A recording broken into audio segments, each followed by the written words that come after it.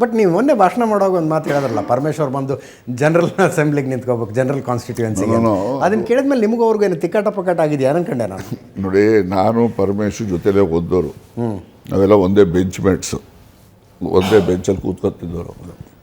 ಅದರಿಂದ ನಾನು with good intention ಹೇಳಿದಂಥದ್ದು.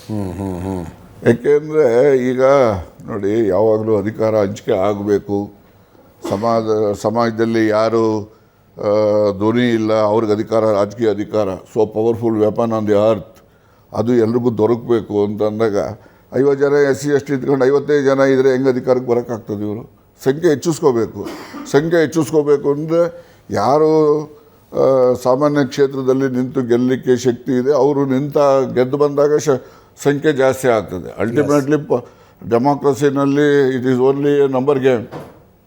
ಅದರಿಂದ ಆ ಥರದಲ್ಲಿ ಹೆಚ್ಚು ಜನ ಯಾರು ಜನರಲ್ ಕಾನ್ಸ್ಟಿಟ್ಯೂನ್ಸಿನಲ್ಲಿ ನಿಂತು ಗೆಲ್ತಕ್ಕಂಥದ್ದಕ್ಕೆ ಶಕ್ತಿವಂತಿದ್ದಾರೆ ಅವರೆಲ್ಲ ಜನರಲ್ ಕಾನ್ಸ್ಟಿಟ್ಯೂನ್ಸಿಗೆ ಬರಬೇಕು, ಗೆಲ್ಲಬೇಕು, ರಿಸರ್ವಲ್ಲೂ ಅವ್ರು ಗೆಲ್ಲಬೇಕು.